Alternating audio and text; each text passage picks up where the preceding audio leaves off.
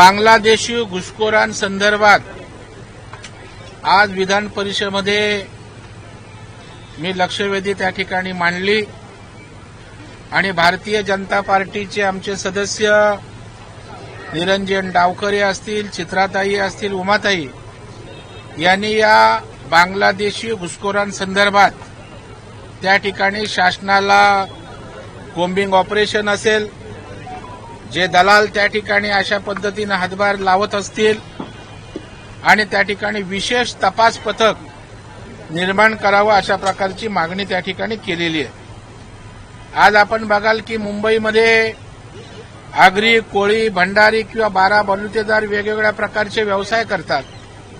कोण मच्छीमारीचा करतो, कोण दुधाचा करतो। पदपथावर अशा प्रकारच्या व्यवसायाच्या माध्यमातून काही वस्त्यांमध्ये हे बांगलादेशी घुसखोर त्या ठिकाणी घुसतायत आणि त्या ठिकाणी हॉकर्स जिहाद किंवा वेगवेगळ्या प्रकारचे या ठिकाणी व्यवसायाच्या माध्यमातून घुसखोरी यांची या ठिकाणी सुरू आहे। अनेक उदाहरणं त्या ठिकाणी दिली। यास्मिन शेख नावाचे किन्नर त्या ठिकाणी पकडल्यानंतर ती बांगलादेशीचा मुस्लिम असल्याचं त्या ठिकाणी सिद्ध झालं। त्याचबरोबर संभाजीनगरला सुद्धा अशा प्रकारे आपल्याला काही गोष्टी मिळाल्यात। वर्सोवाला सुद्धा किन्नरच्या माध्यमातून या ठिकाणी बांगलादेशी 21 तृतीयपंथी त्या ठिकाणी अटक केले गेले आणि त्याच्यामुळे हा विषय आज सभागृहामध्ये अत्यंत गांभीर्याने चर्चेला गेला।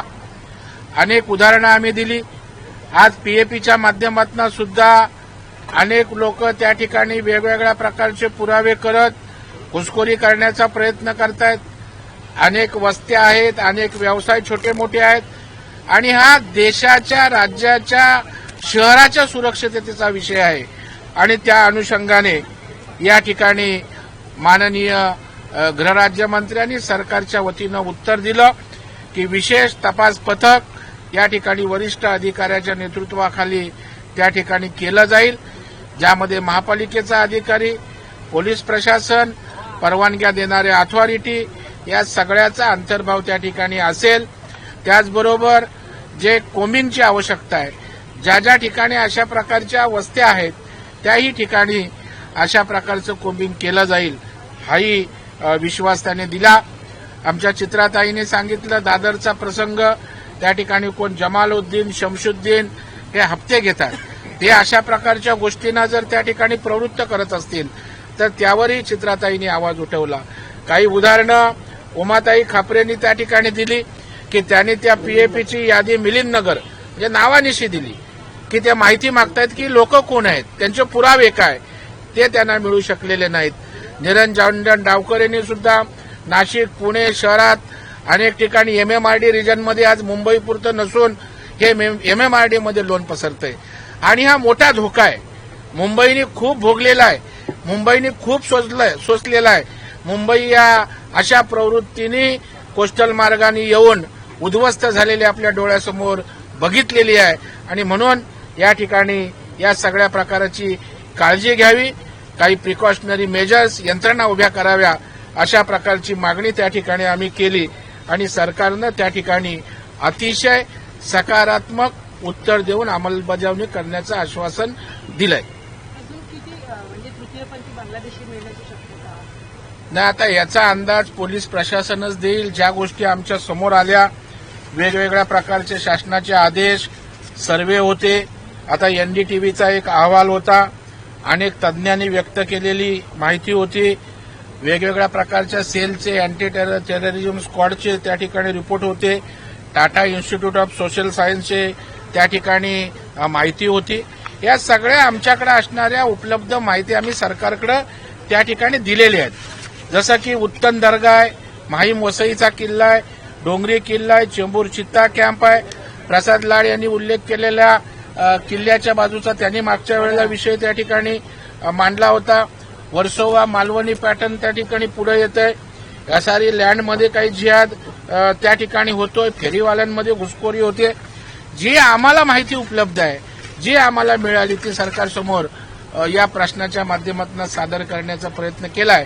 मला वाटतं आता या विषयाला चालना मिळेल आणि या घुसखोरांना शोधून त्यांच्या मुसक्या आवळून त्यांना त्या ठिकाणी पाठवलं जाईल आणि कडक कारवाई होण्याची अपेक्षा आहे.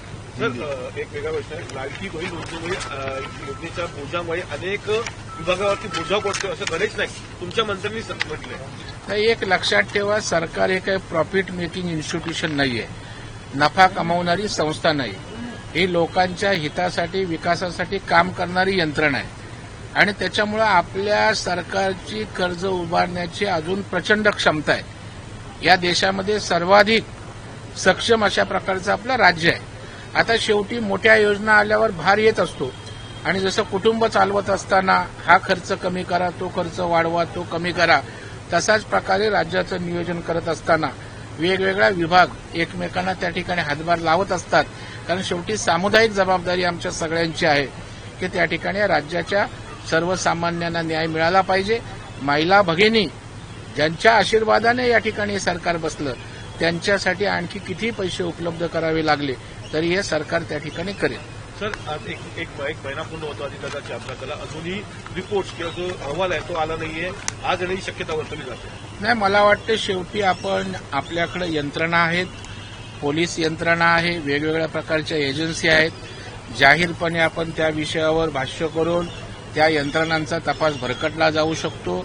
हा विषय राजकारणाचा किंवा मीडियाचा न होता मला वाटतं जे जे आपल्याला वाटतं ते आपण यंत्रणांना अपडेट त्या ठिकाणी द्यावे. आज जर येणार असेल तर तो रिपोर्ट आज येईल आणि आल्यानंतर त्यावर भाष्य करू. पोलीस त्या एजन्सी आपल्या स्तरावर योग्य पद्धतीनं काम करतायत आणि अजितदादा विषय कुठल्या पक्षाचा नाही, कुठल्या एका व्यक्तीचा, नेत्याचा नाही, त्या महाराष्ट्राच्या लोकनेत्याचा विषय आहे.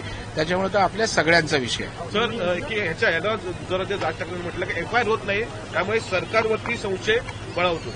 नाही, मला वाटतं आता अजितदादांच्या मृत्यूचं भांडवल होऊन त्याचा इव्हेंट होऊ नये.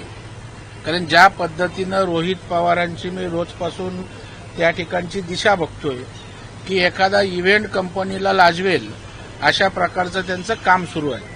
अजितदादांच्या विषयी संवेदना आमच्या सगळ्यांच्या आहेत. सगळ्यांचं अजितदादांवर प्रचंड प्रेम होतं. मुंबईत एफआयआर करायचा, तिथे नाही झाला की गावाकडे जायचं, बारामतीला करायचं. ते करून सुद्धा मीडियातनं आणखी होत की पुन्हा संजय राऊत साहेबांकडे जायचं, संजय राऊत साहेबांकडे नाही झालं की राजसाहेबांकडे जायचं. मला वाटतं तुम्हाला जायचं आहे ना त्या एजन्सींकडे जा, तुमच्याकडे जे इनपुट्स आहेत त्यांना सादर करा आणि त्यांच्याकडे फॉलोअप करू ना. मला वाटतं अशा प्रकारचं राजकारण करणं हे महाराष्ट्राच्या राजकीय संस्कृतीला या ठिकाणी शोभा देणारं नाही आणि त्या विषयाचं गांभीर्य मला वाटतं कुणीही कमी करू नये. हा विषय संवेदनशील आहे, सगळ्यांचा आहे. दिसत नाही आणि त्या सुद्धा म्हणजे पोडियमवर त्यांनी प्रेस कॉन्फरन्सही नाही घेतली. डीसीएम आपल्या सुमित्राच्या बहिणी आहेत. नाही, मला जरा आपण त्यांच्या चपलेत पाय घालून बघण्याची आवश्यकता आहे. त्या कोणत्या मानसिकतेत आहेत?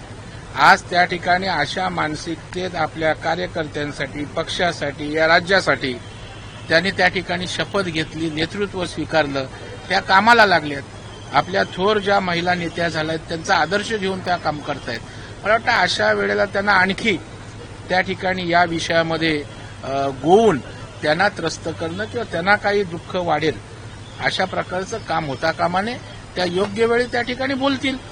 आजच त्यांनी लगेच तपास सुरू असताना मध्येच काही त्या ठिकाणी कुणाच्या रोहित पवार बोलतात किंवा राज ठाकरे बोलतात म्हणून बोलावं असं काही कारण नाही. अहिल्यानगरमध्ये एक अज्ञात आजाराने 14 दिवसात 26 गायींचा जीव घेतलेला आहे. कसं बघताय याकडे मंत्री? नाही, अशा प्रकारचं जर होत असेल तर त्या ठिकाणी तात्काळ कारवाई झाली पाहिजे. गोहत्या या ठिकाणी होता कामा नये आणि त्या संदर्भात गोहत्या बंदी कायदा आहे. त्या संदर्भात पोलीस प्रशासनाने कठोरात कठोर कारवाई त्या ठिकाणी करावी अशी माझी मागणी आहे. राजशिखर बँक घोटाळ्याप्रकरणी अजित पवार आणि सुनेत्रा पवार यांना क्लीन चिट मिळाली आहे.